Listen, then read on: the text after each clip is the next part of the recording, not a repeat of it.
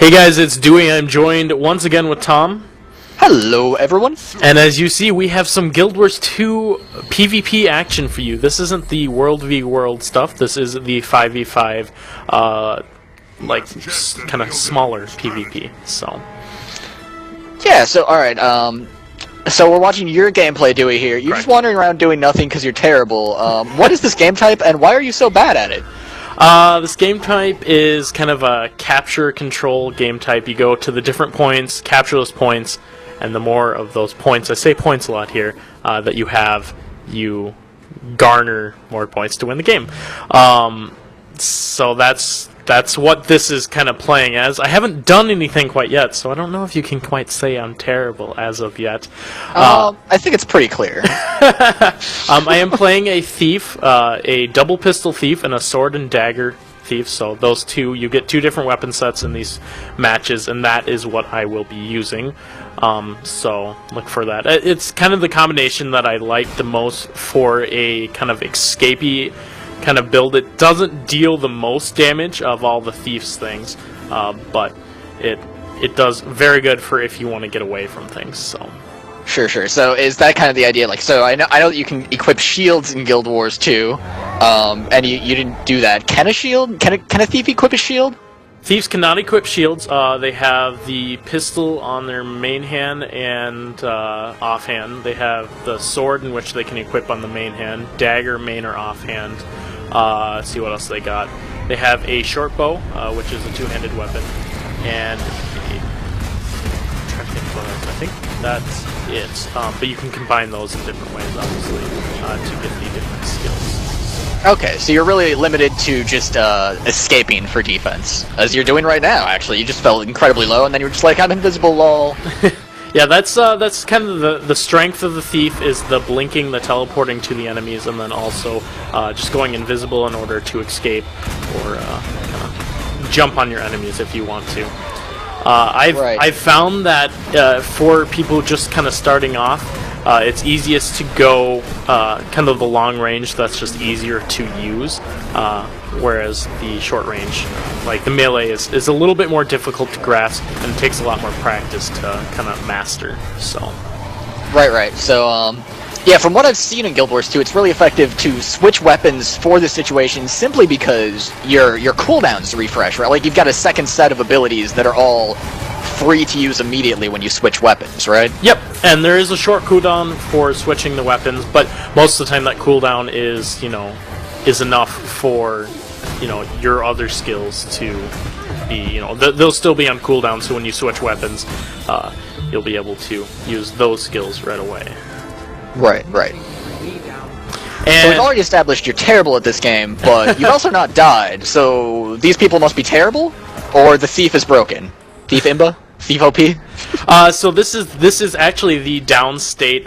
You have a couple options during down state. You can fight to survive, so you can kind of heal yourself, and if you get to the full heal bar, you'll be revived. You can also attack things, and if you kill something, not just down, but actually kill it, then you will get revived again. And then usually they have some sort of other damage skill, and with the thief they also have something in which you can escape being finished off. So cool. Yeah, from other videos that I've seen, it seems like most classes do have something that they can use to escape, or at least like knock someone down when they're trying to kill you. And I have definitely found that the most obnoxious class to play against in PvP was the Mesmer. Just with all the illusions and everything, pretty much I found if you take your eye off of the Mesmer for a second, that illusion, they'll switch places or something like that, and it'll just cause lots of mayhem and not fun. As you see here, I am actually running away, and to the right there you saw one of the neutral camps. It works where if you kill this neutral camp, you get 50 points towards your total. So it's advantageous to find one of these camps, and actually, if you have someone on your team that can solo them, having them go for those right away is a nice thing to have.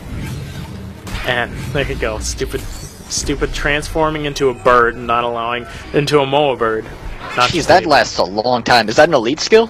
Do you know? I'm not exactly sure, actually, of what skill that is but it's annoying as shit because it kind of halts that ability to escape as the thief.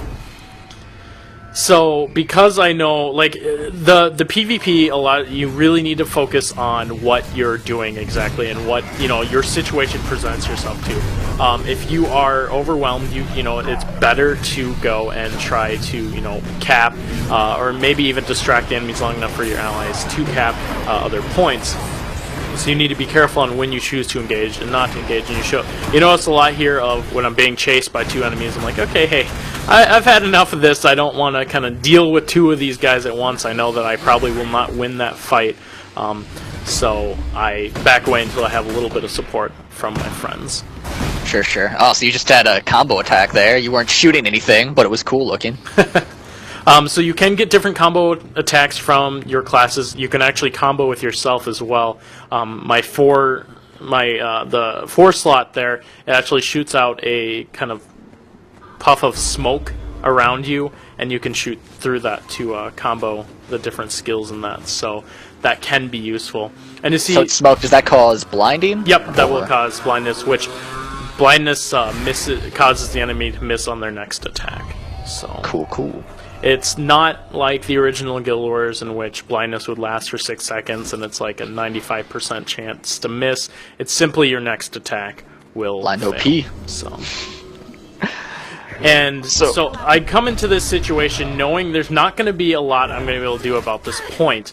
I see 2 of them here, and what I choose to do is in hopes I can distract both of these long enough at this point, and where the rest of my team can kind of go through the other points and continue capping those, winning the game. Sure.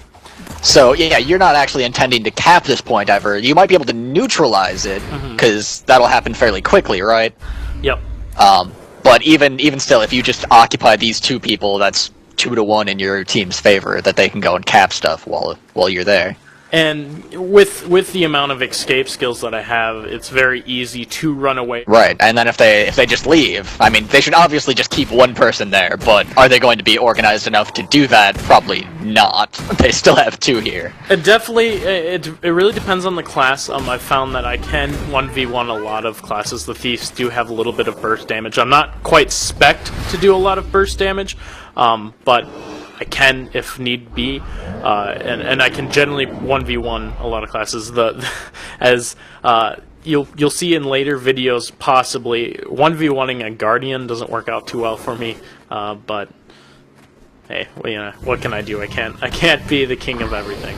And right. So the enemy, your team killed the neutral monster while you were distracting them at this point, right? So now you've got a buff from that, and then you also got some points. Looked like 50. Yep. Right. Yep, 50 points from the neutral buffs.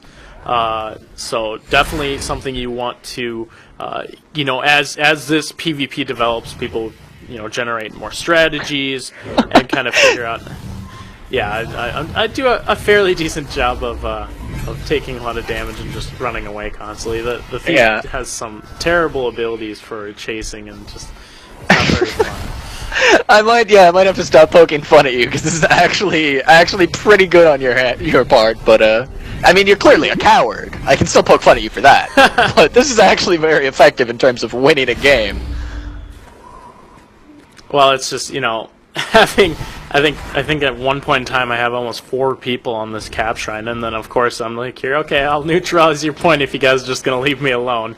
Oh, you almost did. It almost ticked down all the way there. Oh, are you gonna get it here? Oh, not so. Okay, so if you're invisible, no, you don't capture then. Correct. So you know that's if you want to heal, sometimes because the heal on the thief, or at least the one that I choose, is that you go invisible for a short time and then heal a little chunk there. So right. And at this point, you can tell we're mostly going to win.